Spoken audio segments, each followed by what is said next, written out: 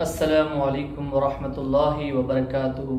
بسم اللہ والحمد للہ والصلاة والسلام علی رسول اللہ وعلی آلہ ومن والا۔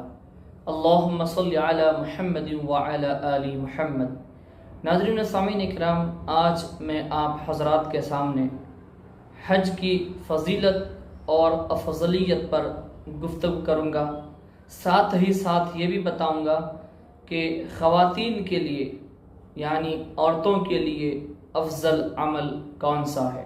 بخاری شریف کی حدیث مبارکہ سب سے پہلے میں آپ کے سامنے پیش کروں گا۔ حدیث مبارکہ سماعت فرما لیجئے۔ عن ابی ہریرہ قال سئل النبی صلی اللہ علیہ وآلہ وسلم، ابو ہریرہ سے یہ روایت ہے، کہتے ہیں کہ حضور صلی اللہ علیہ وآلہ وسلم سے سوال کیا گیا، ای الاعمال افضل، کہ کون سے اعمال افضل ہیں؟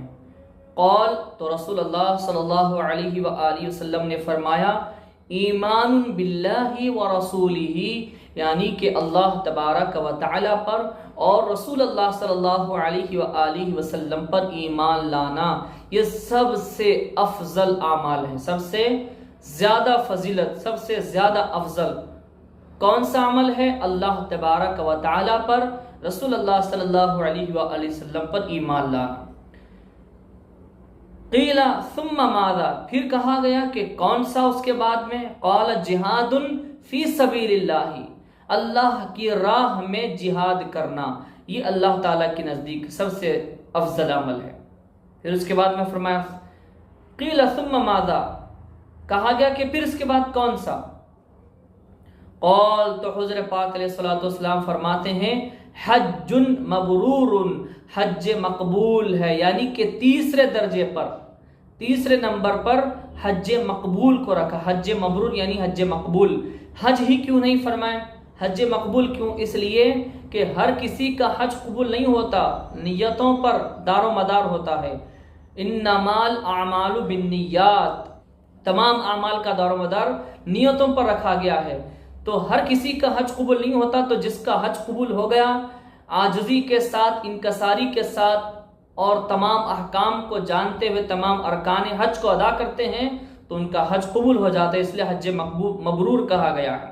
تو یہ تین اعمال بتائے گئے ہیں جو سب سے افضل اعمال ہیں، اللہ پر، رسول اللہ صلی اللہ علیہ وسلم پر ایمان لانا، اللہ کی راہ میں جہاد کرنا اور حج مقبول کرنا یعنی کہ حج کرنا، یہ اللہ کے نزدیک افضل اعمال ہیں۔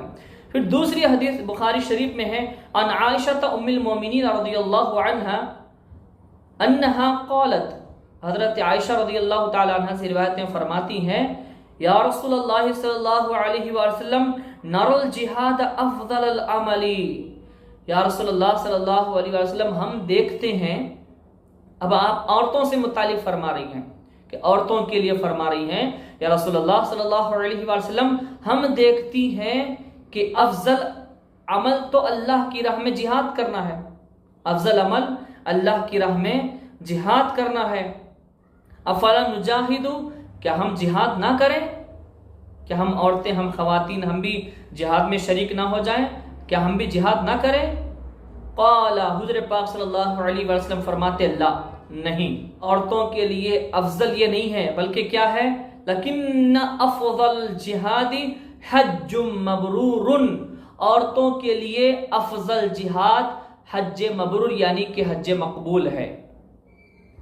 مردوں کے لیے اللہ کی راہ میں جہاد کرنا، جنگ لڑنا، اسلام دشمن طاقتوں کو ختم کرنا، یہ افضل اعمال میں سے ہیں مرد حضرات کے لیے۔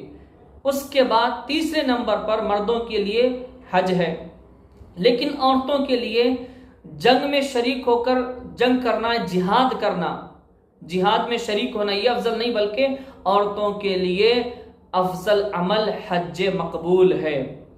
اور بہت ساری احادیث میں حج کی فضائل بیان ہوئے ہیں، بے شمار احادیث ہیں۔ ایک حدیث یہ بھی ہے کہ جو بندہ اللہ تبارک و تعالی کے لیے حج کرتا ہے تو وہ اپنے گناہوں سے ایسے پاک ہو جاتا ہے جس دن اپنی ماں کے پیٹ سے پیدا ہوا تھا، یعنی کہ ایک چھوٹا بچہ گناہوں سے جس طرح پاک رہتا ہے، اسی طرح ایک حج کرنے والا حاجی اسی طرح گناہوں سے پاک ہوتا ہے۔ اللہ تبارک و تعالیٰ کی بارگاہ میں دعا کرتے ہیں کہ مولا کریم ہم سب کو ساری زندگی میں کم سے کم ایک مرتبہ حج کرنا نصیب فرمائے، آمین ثم آمین بجاہ النبی سید المرسلین طٰہٰ و یاسین۔